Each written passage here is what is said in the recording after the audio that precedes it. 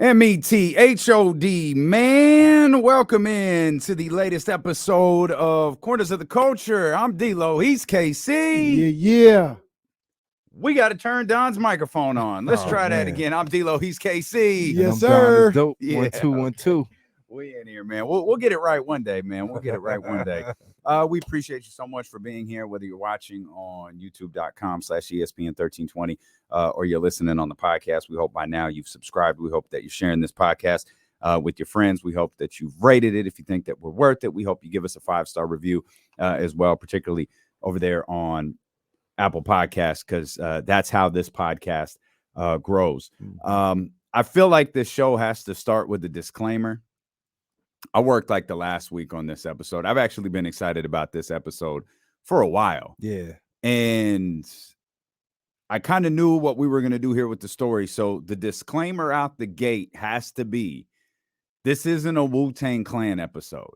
Yes. It can't be. It can't be. Because Wu Tang is not a singular episode. Right. There's like the formation of the Wu Tang Clan, the explosion of the Wu Tang Clan, and then the Wu Tang forever. Absolutely. Like I think if we were to hit Wu Tang, we'd probably have to do it in those three different parts. Yeah. But this episode centers on how integral Wu Tang was to the hip hop fashion market. Yeah. And this episode, as much as it is about Wu Wear and about the launch of that product, it's really about fashion and hip hop, Streetwear. because I don't think you could tell the story of Wu Wear without talking about what fashion was in hip hop. And obviously with the dope ones here in the way that we are, like, fashion is it's a big part of our lives. Absolutely. It's a big part of what we do. For Don, it is his life. Like, fashion is his life. 100%. And so much of it is centered around hip hop. 100%. And prior to Wu Wear, hip hop fashion was like Kangos and Adidas and tracksuits and certain glasses. And then as we kind of got out of the 80s into the 90s, like Mecca was born. And then it was what hip hop artists, what brand would hip hop artists gravitate to, be it Karl Kani or Timberland. Then we saw the emergence of FUBU and Mecca and Nietzsche and Pele and all of these different things. But Wu Wear was different. Yeah. Because Wu Wear was, to the best of my knowledge, the first artist-inspired clothing line. Absolutely. Absolutely. And you could make the argument that Wu Wear is what opened up the floodgates for, what we eventually saw from Jay-Z and Reebok. I think 50 might have been with Reebok too. You saw big name artists merging their names with big companies to the point where once they got done with those big companies, they formed their own. Rockaware, Sean John, and so on and so on. But for me, Donnie, it starts with Wu Wear. Yeah. Yeah. So I love that you framed it in that light, Damien, because Wu Wear is kind of the unsung hero of artist-driven brands. Without a Wu Wear, there's no Marathon. There's no, there's no Sean John. There's no artist-driven streetwear brand that isn't some sort of, endorsement or some partnership with an existing brand. It's like Wu Wear showed the culture that we could take this into our own hands. Yeah. But let me just go back for a minute, because much like Damien and Kenny, I'm sure you too, I was really, excited about this episode because, we're in this thing, we've been doing this, but if I gotta go back, I gotta do the knowledge, I gotta do the history, and I'm gonna take it all the way back to Dapper Dan, take it all the way back to Harlem in the early 80s.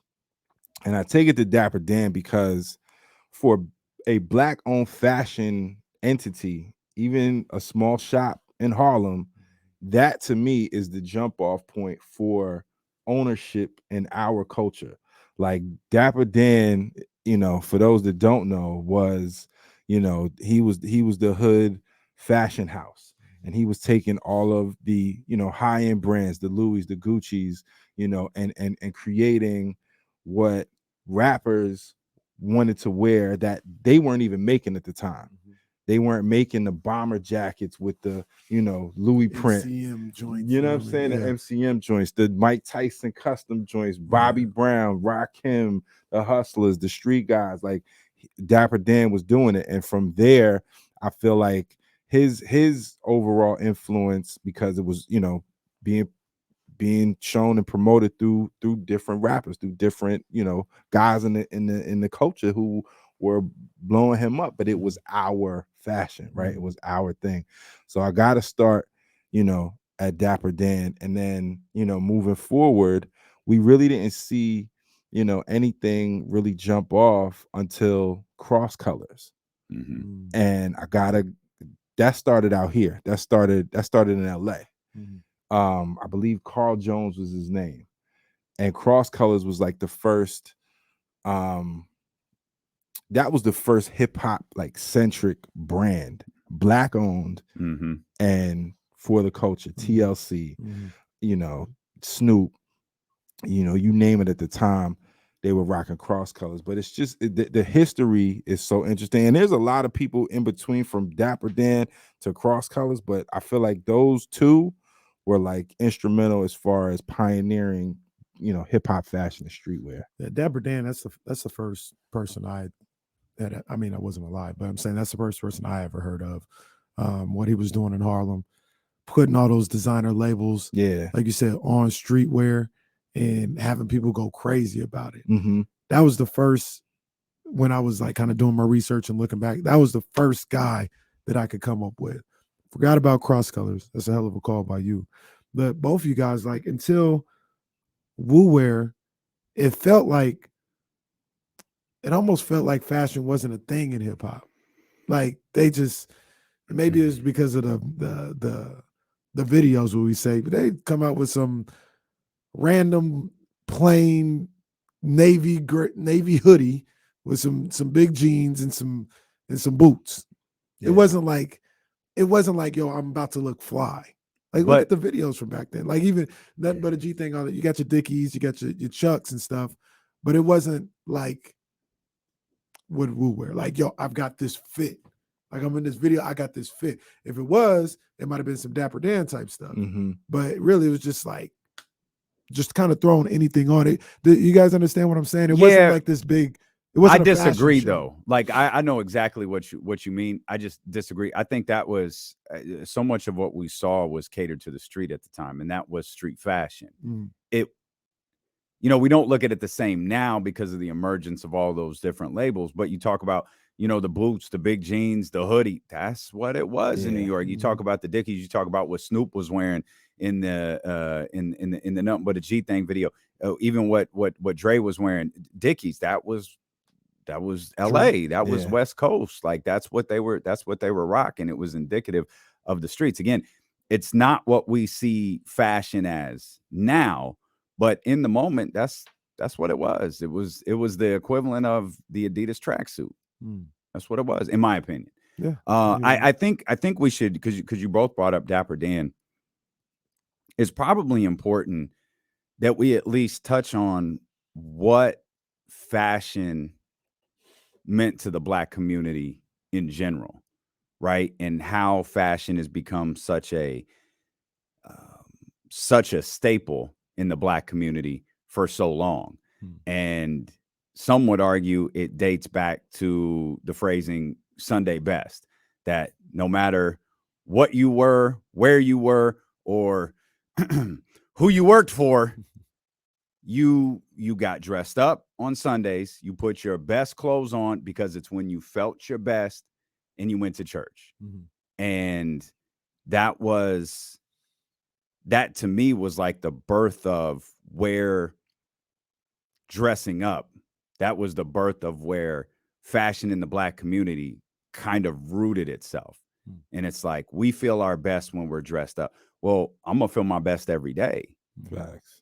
The stories of I was preparing for this, listening to the great stories, and we're going to get to Oliver Grant in a minute. How Oliver Grant was always into like fashion and everything. Like he went to that school in New York that Jay-Z went to and that Biggie ultimately went to, and Busta Rhymes. those Busta Rhymes, Yeah. Busta Rhymes was a fashion dude, right? Yeah.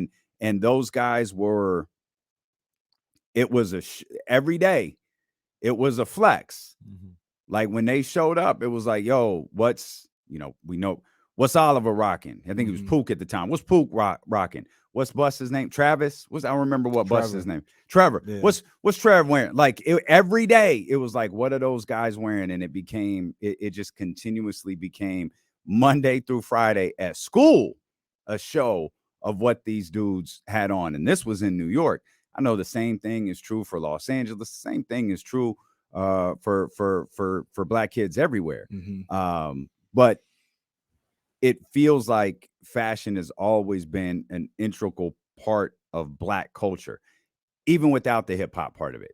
Black culture, hip hop took that trait and birthed it into something even greater. Absolutely.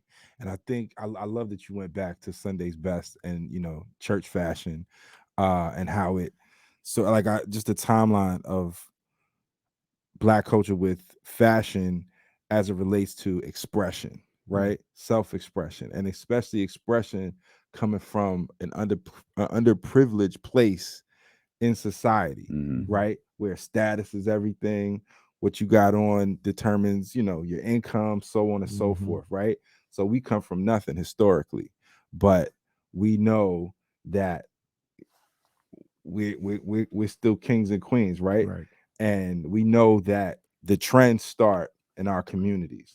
So we might not have $1 in our pocket, but we're gonna get fresh. You know what I'm saying? We are gonna get fresh. Kanye's quoted as saying, the reason why I'm rich is to get fresh. Kid from Kid and Play, who, by the way, was one of the first and underrated unsung heroes of fashion too, because Kid from Kid and Play had a clothing line. Apparently, it was called Foreplay, and it was a denim line. That. Yeah, okay. But it was a very short-lived denim line. But he even had a brick and mortar store. I had no idea. I never heard of this before, but I did a really deep dive in this. Yeah. But anyway, I'm getting off track. The point is, yes. No, that's not off track. That's wild. You tuning in to learn something. I think I just learned something. I didn't know Kid. Look it up. I didn't it's know called that. Four. And the way he spelled it, it was like the number 4 and PLAI, Foreplay. You know what I'm saying? He didn't want to play. He to didn't get want none to of play them royalties. Look, that's the that was the name of the car. Well, that was the license. Foreplay. Yeah, that's right. Yep. You sold Foreplay? Oh man, but like the fashion it defined us. And then, again, got to go to the timeline. So between Dapper Dan and Cross Colors, and then eventually Karl Kani, there was a time period like, you mentioned the Kangos, right? You mentioned sort of the street fashion, like sort of the plain Jane, like, rugged look. But that definitely was like a staple, in the evolution of it. Even the Run DMCs, you know what I'm saying? Like they're just plain black with the leather, with the hat and Adidas. NWA had that too. Yeah. NWA, black, exactly. white shoes, exactly. And so, the evolution of it is so parallel to the evolution of hip hop. Like, oh man, what was it? Was it Airbrush Kings? Like, remember when the airbrush tee with the jeans, have your name, you know what I'm saying? That was huge at one Bell point. Biv DeVoe did Bell that. Biv DeVoe, Yeah. LL Cool J, Bobby Brown, they all had the airbrush thing. So I just love seeing the evolution. But when you talk about, okay, it's our culture and we're wearing all these brands, and there are people coming into our culture who may not necessarily be in the industry, they may not necessarily be an artist, but they might be a black designer, like a Carl Jones who created Cross Colors, who was in LA, came to New York, saw the fashion. Got to give another nod to Spike 40 Acres, because Spike had Spike's store from 1990, I think he opened it, and he was marketing all of his films through merch. You know what I'm saying? And so that too, kind of, you could put that in the conversation, right? But the Carl Jones who created Cross Colors then put on a young Karl Kani, who at the time his name was Carl Williams.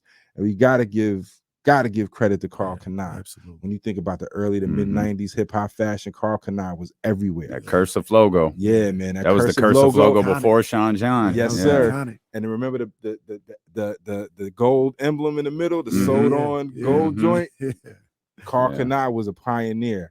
And what's so dope, this I did not know. I thought his birth name was Karl Kani, but it's not. He was born Carl Williams, if I'm not mistaken. And he said throughout his journey to creating this brand, he was like asking himself, could he do something?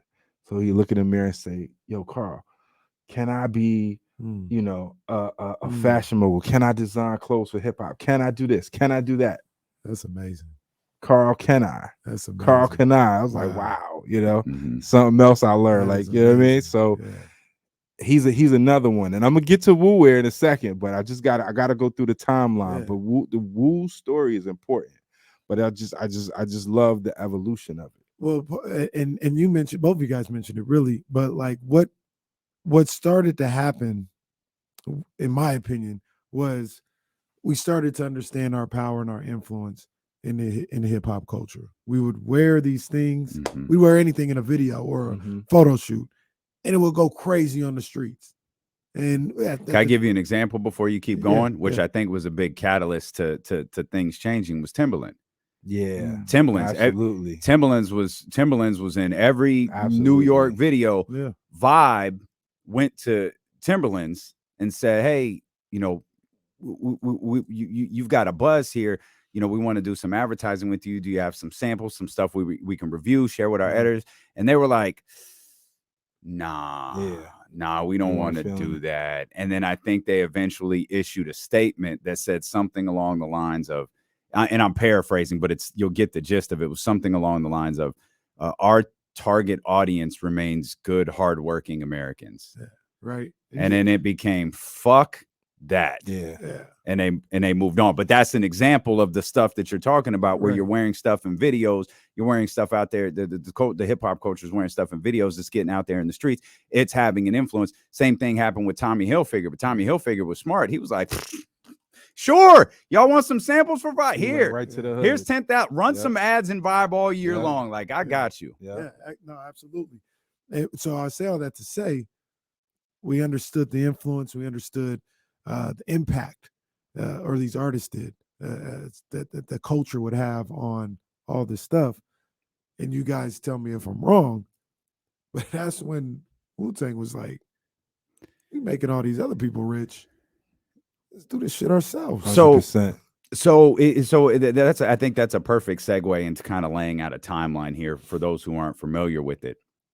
Wu Wear launched in '95, and the way that it launched is we keep talking about Oliver Grant Power. So when you go back and you look at kind of the formation of the Wu Tang Clan, it started with RZA, Divine, and Power. That was the crew that it started with. Dirty. Power was the guy. Power was the guy who really helped the whole thing get off, because he had some money in his pocket. And he was like, yo, he made it his mission. He was a really forward-thinking guy. He is the very definition of an entrepreneur. But as the Wu Tang Clan formed with guys like Method Man and Ghostface, all these different guys, he's like, well, I can't rap, I can't produce, but let me be in charge of the brand. Like, well, I can help figure this out. I can help moving forward. And Loud put him in charge. Loud Records put him in charge of the budget for their first video, which I think was Protect Your Neck. He put him in charge of the clothing budget. So he was like, all right, cool. They gave me all this money for the closing budget. Here's what I'm going to go do. I'm going to go buy all of these, different T-shirts. I got a guy who owns a silk screen shop. I'm going to pay him $100, go in there after hours, press the shirts myself. And all of a sudden, one, we got this extra money from the budget. Two, we took this logo that was drawn by, I think it was RZA's homie Mathematics. He drew the logo. That's the Wu W. It was for one of the 12 inches. They put it out. They silk screened it. It went into the Protect Your Neck. And all of a sudden, that Wu W became the hottest thing in the New York streets, with the hottest group in the New York streets. And when the video blew up and Enter the Wu blew up, Power started looking at it like almost what you just said, Kenny, almost verbatim what you just said. He's looking at like, man, we've got 1 million fans out here. Power was looking at it like, nah, we got 1 million customers out here. We're gonna figure out. Everyone wants to rock this Wu stuff. So once they got through the budget that Loud set aside for the Protect Your Neck video, he started investing in his own money. And KC, stop me if this sounds familiar. Half of what he printed, he sold. The other half, he gave away because he wanted the logo out there on the streets. He wanted everybody rocking Wu wear. So if you ever wonder where our model for DLoandKC.com came from, now you know. It came from Power. That's why we were giving away so much merchandise in the first year of this store's existence. We wanted that logo that Don and Dave Garcia created. We wanted all that stuff out in the streets. And when Power started doing the math, like we've got 1 million customers, man, if we could get 10,000 of them to drop $20 on a shirt, oh man, we could really make some money here. Definitely. And obviously it was far more than 10,000. And then I think it was 97, they opened the first store.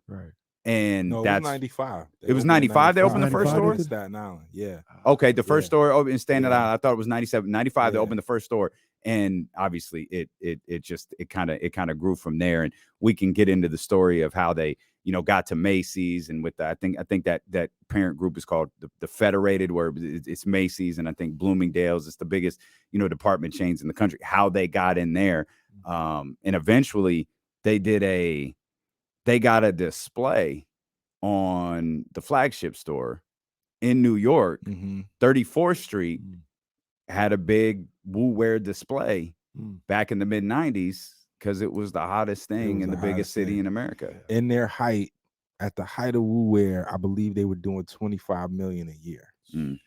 But I love that you laid out the story of Power's genius behind marketing that, because that was something that rappers at the time just weren't thinking about that.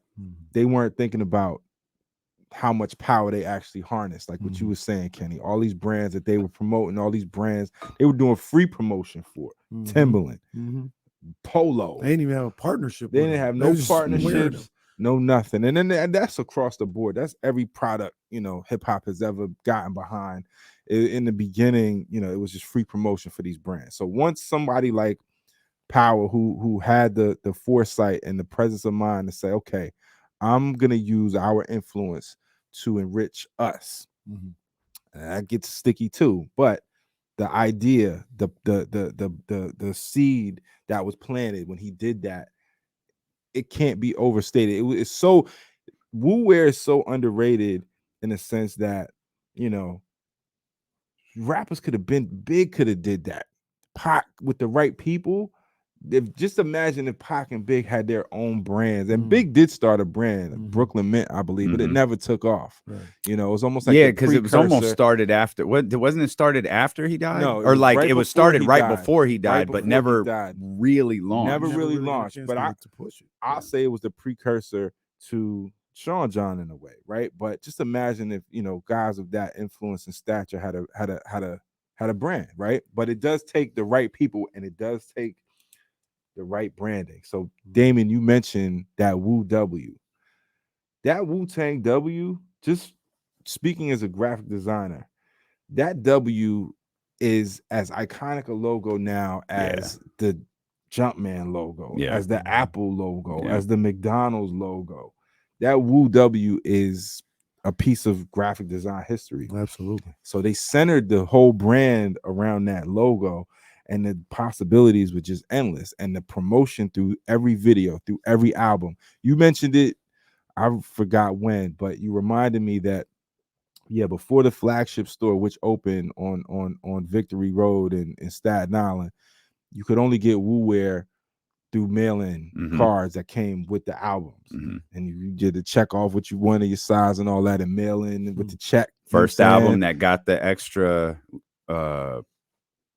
real estate was Ghostface Killer. Supreme Clientele, right? No, Iron Man. The purple tape. That's Raekwon. Raekwon got it. Yeah, Raekwon Only got built it. It for was Cuban Raekwon. links. Yeah, Okay. it was Raekwon that got it. I couldn't think of which one. It was the purple tape. Yeah, Raekwon got That's it. dope. Yeah, I couldn't think of which one had it, but I remember seeing them cards.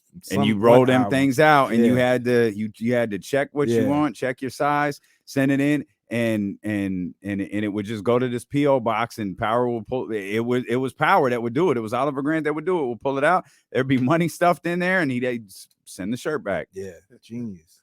So, and then we should, you talk about the store and all that. It did go from silk screen to embroidery, from T-shirts, and instead of going, T-shirts to hoodies to they went T-shirts to hockey jerseys. Right. I remember the black hockey. And that's another thing I was gonna say about hockey sweaters. I don't know what they're called. Hockey sweaters. That was I guess maybe you can call it revolutionary. At least to me. Like I said, you guys tell me if I'm wrong, but they started to bring into the game more than, like I mentioned, just the navy or black champion hoodie, right? They brought colors.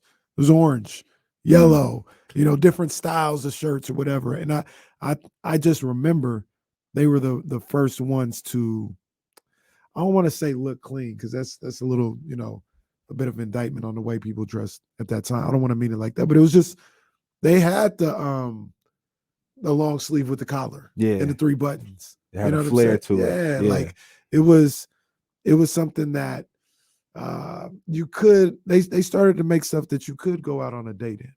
Right. You know what I'm saying? Right. Like if you're going into Manhattan, let me throw on my Wu wear polo, long sleeve polo. And it seemed like that was like the first of its kind at that time in hip hop. Yeah. I think it was. I think it was the first of its kind in terms of an artist-driven brand, right? Right. But there's a dark side to that too, that I found out recently.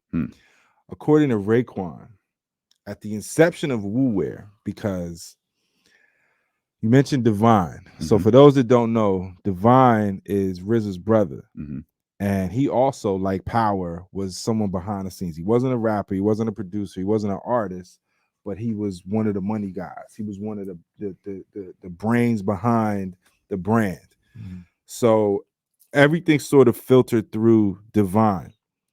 And so when Power came to Divine about Wu Wear, it's like, okay, I got some money to put in, but we're making money. This is off the success of 36 Chambers, you mentioned Protecting That Cream. Basically, every member of the clan put up like 40 grand to start the flagship store. According to Raekwon, like I mentioned, at the height of Wu's success, 25 million. According to Raekwon, they've never seen a return on that investment. So that's where business can go bad, especially amongst brothers, and especially when you have that many individuals in the operation. So, I say all that to say that's the reason why Wu Wear didn't extend beyond the 90s. Like you could buy it now, but it's like licensed now. Like that Wu logo is everywhere. You can buy a Wu Tang shirt in Target. It's like Muhammad Ali. Exactly. Everybody got the rights to put Muhammad Ali's picture on their clothes. Exactly. The actual logo. Not a knock on anyone that does, by the way. I'm just saying it's not a hard image to get anymore. Right. The actual logo you can get anywhere. Yeah. The actual Wu Wear, I don't know if you can get that anywhere. They licensed Wu Wear, I believe. It's like Wu. I think it's called Wu Legacy. Yeah, is that what it's called now? Wu Legacy. Something. But it's a watered down version of what could have been. They could still own the rights to that and still be doing, exclusive drops. Just with the way merch has gone. So let me ask you guys this: like, why? Nope, there it is. There's the clip. Every clip that you cut of Kenny starts with, "Let me ask you a question." Podcast ain't started. Podcast ain't started until Kenny says, "Let me ask you a question." Why do they all go that way? So why do they all go that way? I think the only one, to me, the only one that's really survived, and that took a number of different turns and kind of come back a little bit, is Sean John. I think it's all different. Go ahead. I was gonna get to Sean John. So what I was gonna say was too. So Wu Wear, let's just say Wu Wear opened the floodgates for the idea of artists to create their own brand. So we can't skip FUBU. FUBU's a huge staple at a certain point, Absolutely. right? And what Damon John and those guys did, it was great. You mentioned Mecca, you mentioned Nietzsche. So before you leave FUBU, you mentioned what Wu Wear was bringing in. Do you know what FUBU was bringing in at its height? 300 million. Isn't that crazy? Yeah, I didn't know they had a partner either. I didn't either. They're like a corporate partner. Yeah, I didn't. They were doing so much merch. They put a ad out, and I don't remember if it was the New York Times or what it was, but they said we're looking for an investor. Okay. And Samsung got in on it. Oh shit, I didn't know that. Yeah, Samsung got in on it, and at their peak, which was mid 90s, maybe smidge bit earlier. Yeah, it was 300. FUBU's peak. FUBU Like started peak like 2000. Yeah, you're right. Yeah, 2000. They Yeah, also 2000. they also got That's when the FUBU album came out with Fatty Girl exactly. and well, the red hat. Exactly. That's the other thing about that is FUBU album. they Don't act like you don't remember the FUBU album. Lights, camera, action. Well, that's why I'm laughing, because I love that album. You guys tell me if he had anything to do with it financially, but I mean they were already doing numbers. Yeah. But when they got the LL cosign, when it looked like LL, it looked like it was his brand. Yeah. For a second. Yeah. And when they got that. Yeah. To Bro. the moon. The most genius thing. Yeah. Go ahead. Go ahead. Boss. Yes. The Gap ad. How genius was that? Which Gap didn't know what that was. Had no idea. They had no idea what it was. No idea. For them to sneak a FUBU hat on and for him to say for us buyers on the low in the Gap ad. And Gap, when they didn't figure it out till the ad was on the air, and they popped for it because they got some street rub out of it. Yeah. They're like, oh, Gap's with us. Right. And all of a sudden, Gap became cool because of the LL thing, but it exposed FUBU. I thought for the longest, I thought it was LL's company. Like I thought anything to do with it? No. So apparently, no. He was just, Damon's from Queens, Damon John's from Queens. He ran into LL different circles. He would give him clothes, like we say, that guerrilla marketing, giving away free clothes. He was giving him clothes, and LL, he's always been like, well, I'm not gonna say always, but since his career, he's been fashion forward. Let's just say, you know what I'm saying? He's been fashion he sets forward. The trends a little bit. Yeah, for a time he definitely did. Yeah. And I would say it sort of peaked with FUBU because I definitely thought it was a straight up LL Cool J brand. You know what I'm saying? And at that time, LL was on top of the world. You know what I mean? What was that? That was Hey Lover, Doing It. Lounging. My God, that was my favorite LL song. Yeah, that he was at the height of his career that summer when that ad dropped. So Mr. Smith. So yeah, like FUBU is because their grind too, like. Damon John talks about how when they were first, starting the brand, he sold like all his furniture in his house and like sold off everything and made space for them to get industrial machines in his living room and then hired women seamstresses to come in and make the shirts. And they have to sleep in sleeping bags kind of thing. But they really put in the work, which yielded that 300 million a year, you know what I'm saying, benchmark that they hit. But I feel like I'm long-winded in this. Well, why do you think FUBU dipped? That was what I was gonna say. I was gonna say that because at a certain point when platinum FUBU hit, it just got out of hand. That it was platinum FUBU after Fat Albert FUBU. That was platinum FUBU. Was Fat Albert? Damien, you'll get this. You might too. It started to be the NWO. Yeah, too many members. Back NWO this, and it got away from just the three guys. Like, if they would have just kept making the 05s, bro, it got out of hand, bro. It just got out of hand. The shiny jeans era is when it all went left. Oh, the shiny jeans. Yes. The shiny jeans era. It's because hair too. If you ain't lived through that, boy, I don't know what to tell you. Hey, you had to be there. You wasn't outside. You wasn't outside with the shiny jeans. You know what I'm saying? Man, when goddamn Country Grandma hit the Nelly video, that was like the beginning of the end. No disrespect to Nelly, because I was a hit, but that was when all of these, everybody had a clothing line. Outkast, Snoop, Nas, everybody had a damn clothing line. You few will understand, you know, being broke but still wanting that moment and going into Marshalls, get that FUBU and get that slightly one leg longer than the other FUBU that had Fat Albert on it. Not all the other characters, but you landed the Fat Albert joint, size 40 by 40. Getting that size 44 joint. I'm only a size 32. But I need that size 40 by 40. I'm gonna get this belt. And I'm gonna be up twice. Cause ain't no way I'm passing up the Fat Albert joints.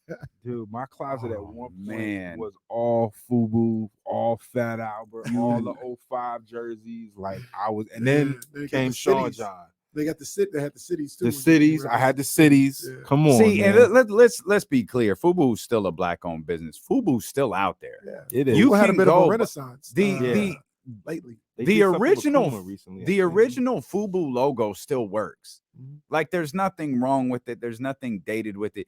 You can't wear shiny jeans. Probably shouldn't rock something with Fat Albert on it for a variety of different reasons. Right. But go. There's nothing wrong with that FUBU logo today. That FUBU logo rocks just like the Sean John cursive font rocks. Yeah, I love FUBU, and I love what they did with the culture, mainly because it's black owned, mainly because it wasn't somebody from outside our culture, mainly because they were aligned with, you know, LL and, you know, did hip hop, you know, albums, you know what I'm saying? It was for us, by us. And I love, that was what had me hooked, just the meaning behind the name, you know what I'm saying? But it just got out of hand. It got oversaturated. And when the oversaturation happens, everything usually crumbles, you know, because everybody you can think of, fucking Eminem had Shady Brand, and you know that was just a cash grab, you know what I mean? It was no real incentive beyond just capitalizing on this moment, right? But I think the two most. Go ahead. I was just gonna say. And then you said Sean John after FUBU, but I thought Sean John was a little before FUBU. Nah, Sean John was after. FUBU actually came out. Well, when you talk late 90s, 96, I think they dropped. When you talk about the heights, like I thought you were referencing like the height of FUBU, and then after the height of FUBU was Sean John. No, like, during the Sean height of like what 97, 98. Well, no, right after Big died. Right after I remember I was at Get It Cool. I brought it out here. It was 99. Sean John dropped in 99. Lying to the people listening to this podcast. Sean John to the West Coast. I know you're famous for that, Kenny. I know.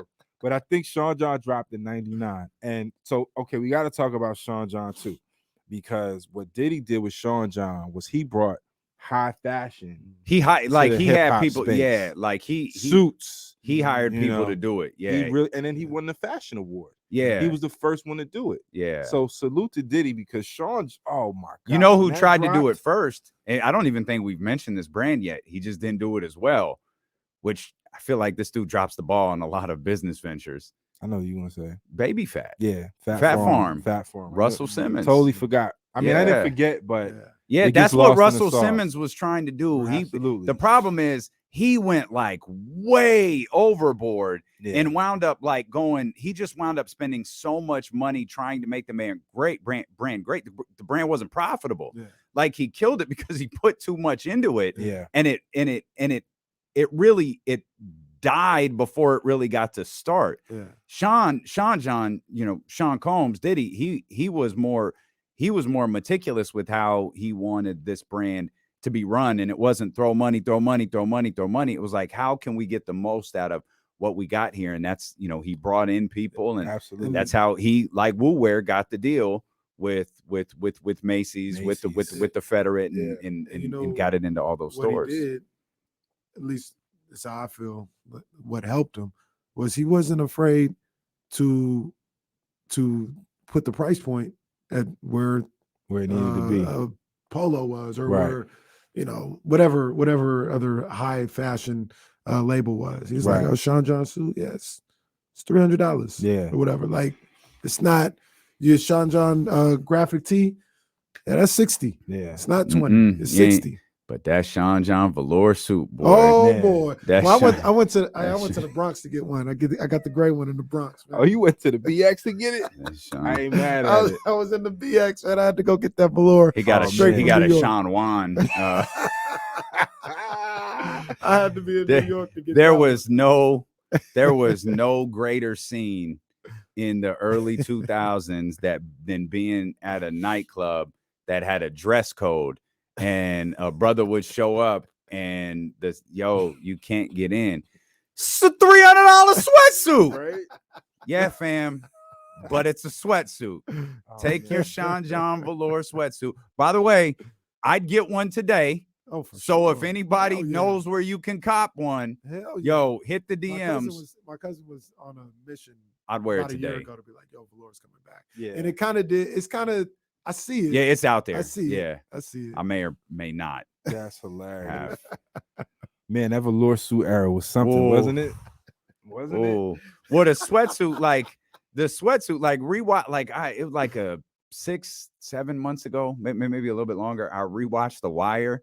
Oh, my Oh God. man, All that early 2000s. Oh, action. yeah, 4X velour with Just- the headband. Ridiculous. sweats. just sweats dragging on the floor, like the Yo. sweat jacket going down to the knees. The Averex. Oh my Giant God, leathers, yeah. man, It was a That- crazy time. The giant throwbacks. wild. I had like a whole shoebox full of assorted colors of headbands and wristbands to accessorize every fucking outfit I had. It was a crazy time. It was excessive. Mhm. That's why a lot of these brands they didn't make it, because it's just a time of just excess and everybody. Well, like, because I don't even think I had a Sean John velour, but damn it if I didn't have about 10 academic Oh, velours. yeah. Mhm. The academic. You shout know, out Echo I- as well. Man, man, it was a crazy time. So you know. who in your guys' mind, who made it? Is it just Sean John or did somebody else make it? When I Well, talk about I don't know that I'm gonna longevity, give Sean John a But- pass well, though. Yeah, but because I feel like they got lost. They, they like- got lost, and that's what I'm like- saying. It like went Diddy so many won, different ways. because he got the He company definitely back. won. Like he got the like he sold it. Like I don't remember if it was bankruptcy or not, but he sold the company off Did anybody make it then? I don't know if anybody made it from but that era.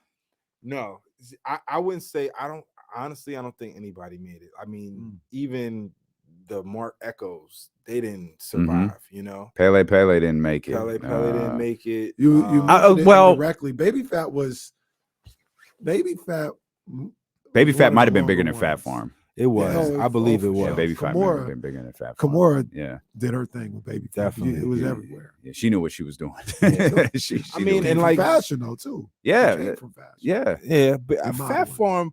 Farm did all right. But yeah, like you said, Damien, Russell did too much with it. You know. Well, financially, it didn't do Yeah, all right though. no. Like it was cool. Like the Yeah. gear was cool. Yeah.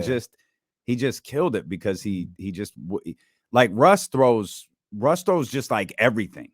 Just like Yeah. here, just take everything and he throws it. Like let's do it. Yeah. And it's like, nah, let's not do that. Right. Like let's approach this like a little bit more. right. Let's approach this a little more strategically. Yeah. Nah, that's true. But it's hard to be mad at him when that's what he did, you know, with hip hop and with Run DMC and with the start of Def Jam. He took everything and he threw it.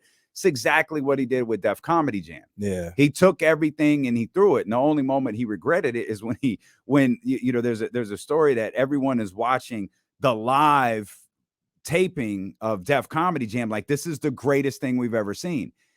And then it hit air and they're like, oh, all those jokes that felt like were being told in private.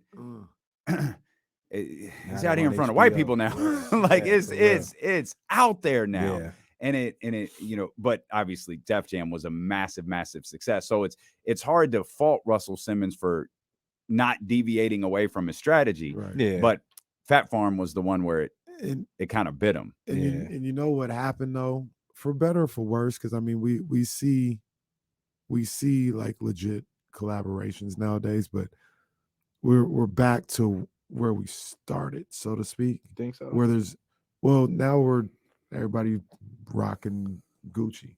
We'll see. Really. Okay. Like we're back to Dapper Dan, not a knock on Dapper Dan, but we're back to that. It's not the artist. The only one out there that I can think of off the top of my head is the marathon. So that's okay. So that's an interesting point you bring up, Kenny, because when we talk about who survived, it's these same white brands. It's these same high fashion luxury brands. It's the Louis, the Gucci's, it's Polo. They never went anywhere. Tommy Hilfiger's still out there. Tommy, yeah. They never went anywhere. Tommy survived even when we stopped dealing with Tommy, when he was allegedly racist or whatever. That wasn't him, by the way. That story's not real. Yeah, I know it's that like an urban legend. Real. Yeah. But it's that part, I think, is a sad truth in the history, but hindsight is 2020. Because now I don't think we've come full circle. I actually think the way fashion has evolved has led us to a place now where we have the marathon, but we also have these capsule collections from different artists, right? So Nas puts out an album, he puts out King's Disease, he does a capsule based on King's Disease, and numbers might go crazy. You know what I'm saying? Or Currency with his Jet Life brand, he puts out an album, does a merch drop, he does a quick, who knows, 2-3 million maybe off of merch. We don't know. But I think now everything is more, it's gotten to a place where the barriers of entry are eviscerated in terms of who can do what. Never before would I have been able to create my own brand in the way that I can do now without having to go through all the struggles that, the Damon Johns and, these guys went through, the Karl Kanis. Like, it would have been so far out of reach now that, we can do a D-Lo and KC brand, and y'all could do a whatever capsule, whatever, is going on, at the time. It's like, I think that's cool. I think it's cool because, trends, eventually fade. And I think that's a part of the reason why so many hip hop brands died off, because they were really trend heavy. I don't think there was too much timeless pieces created or just a timeless aesthetic to where it would have transcended, decades.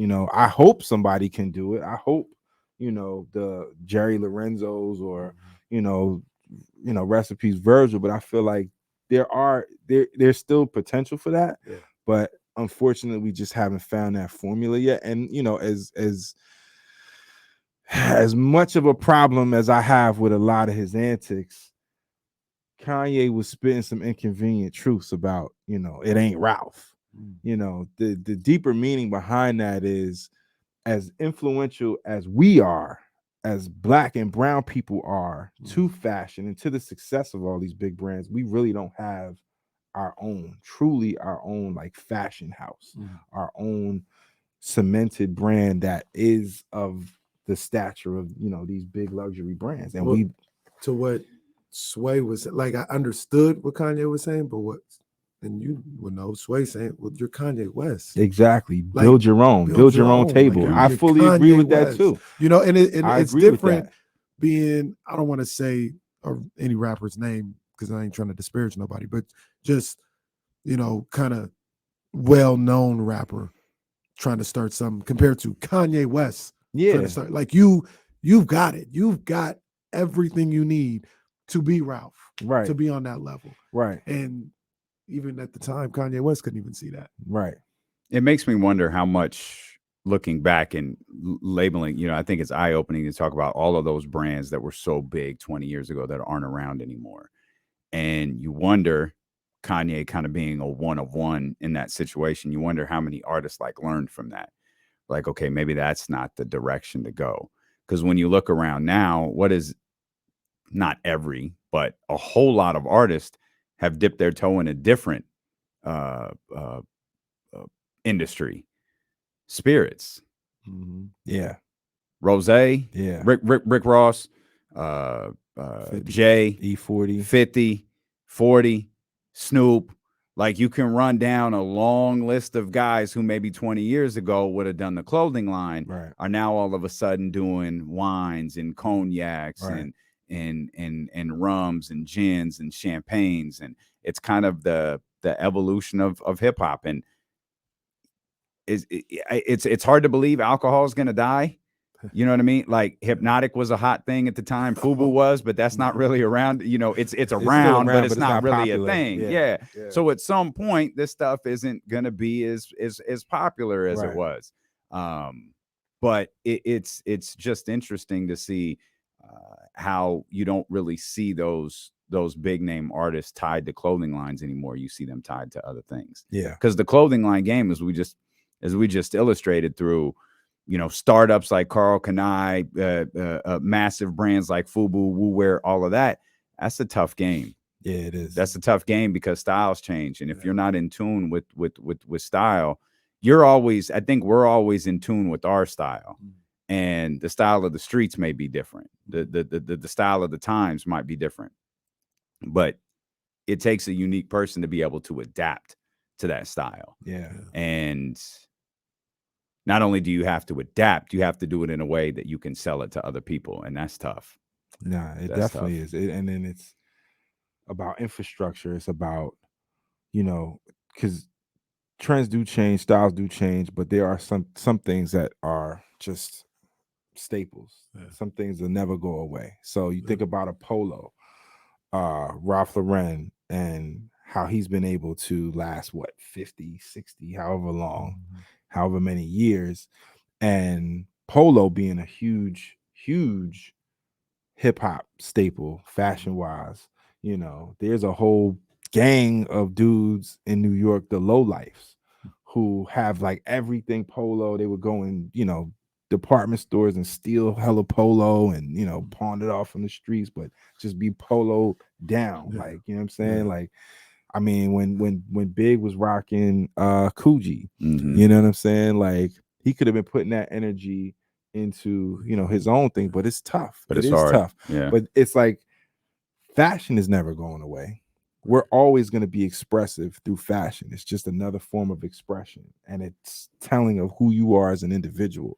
So this is why I say now is an interesting time, because those same barriers that were in existence before, we now have opportunities to do one-off collections. And maybe, I don't know, maybe we're not supposed to, and when I say we, I mean the coach. I mean our favorite rappers can do a merch line like a Larry June. He's got Midnight Organic, but he only drops, these different collections.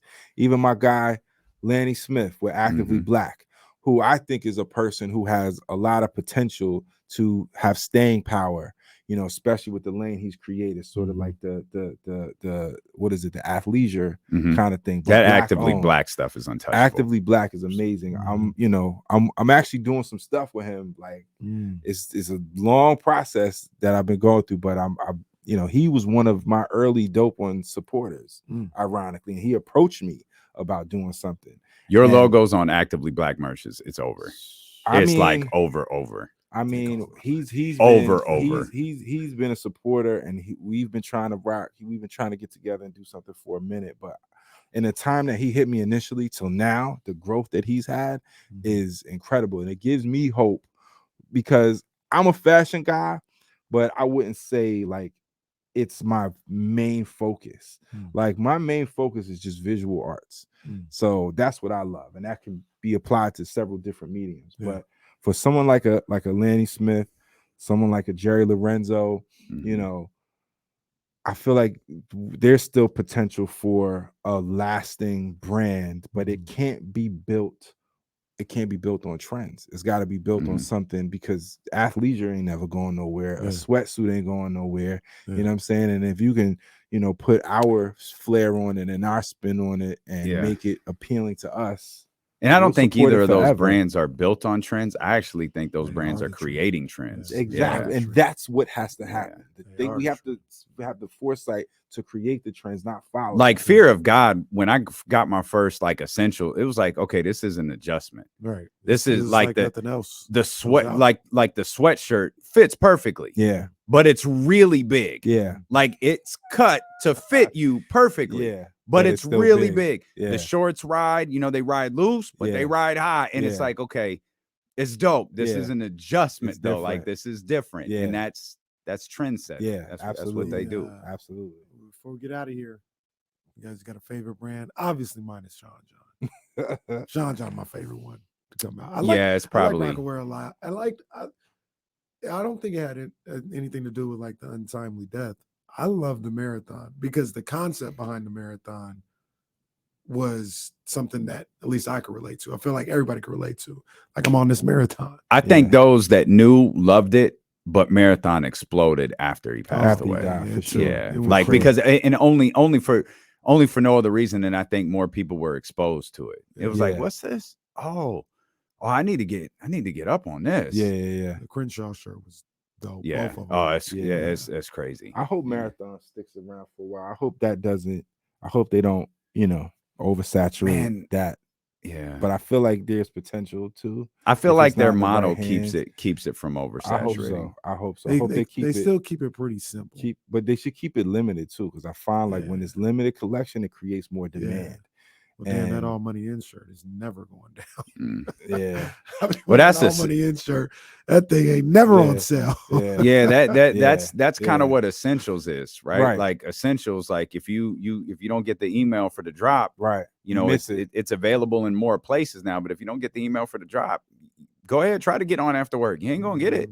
Your size ain't gonna be. You better get XXXXL. Yeah, because that's all that's gonna be left. What's your favorite brand, Damien? Right now? No, I mean just like just hip hop brand, fashion brand. It's probably Sean John. Sean John? Yeah, I think I had a pair of Sean John jeans for like 12 years. Like I just refused to get rid of them. Yeah. And it was like, okay, this does not work anymore. Like these they're my favorite. I still got a Sean John belt, I think, tucked away somewhere that I refused to part with, but it's probably Sean John. Dude, with the big buckle and I had so much. Everybody's rocking that big, interlock G. I had the big buckle with the Sean John logo on it. Yeah. I'm just thinking about my closet back in the day, man. So much Sean John, so much FUBU. But my favorite brand is a brand we ain't mentioned. LRG. Oh, okay. Wow. Yeah. Okay. I love some LRG. Okay. And I think a part of my creating the dope ones was trying to capture some of that LRG essence, because I felt like that was just different, and they had a lot of the visual styles that I use. LRG had like collages, whatnot, but I say that's my favorite. So as we wrap up, we wrap up the story on Wu wear and hip hop fashion. I want to throw back to where we kind of ended with Sean John, and we'll make this quick. But it's a question as I was just kind of listening to some stuff over the weekend. This is just a throwback to last week's episode. Okay. No Way Out, talking Sean John, talking Diddy. How much of No Way Out do you think was life after death? How many of how many of do you think Been Around the World was recorded for life after death but got held off? Do you think Victory was recorded for life after death but got held off? I think it's one of those things that I don't know if they were made for No Way Out, but it was just made all in a certain time. Like, it's almost like 50 talks about the documentary, the Games album. It's like 50 wrote, he said he wrote like 5-6 songs on it. It wasn't made for Get Rich or Die Trying, but they were made in that same time. And it was like, here, put them on this album. Yeah, no, I think that's more so what it was. That Trinidad trip that I mentioned, that Diddy took. Yeah. It could have been. A lot of them tracks could have been, because when Victory came on, I was like, it could fit perfectly, and that's what I'm talking about, the synergy of the album. Yeah, Victory and All About the Benjamins are like, man, they must have just been on one that time, because like that to me, like you could insert that between I think it's Somebody's Got to Die and Hypnotize or something, or between Hypnotize. Like that song fits the album perfectly. And Big drops the best line in that too. The Jordan Jackson Tyson line. Oh yeah. Iconic. Tyson, iconic. Jackson, action, pack guns, ridiculous. Yeah, man. And I'm quick to bust if my ends you touch. Hit the subscribe button if you're watching on YouTube. Even if you're listening in audio form, make sure you subscribe. Leave a review if you could. Share it on social media, Instagram, Twitter. You see the reels popping up on IG that Don works so hard to make, man. Share those across your platform. It would really help this podcast grow as we celebrate 50 years of hip hop on Corners of the Culture. And we'll see you next week. Yes, sir. Holla.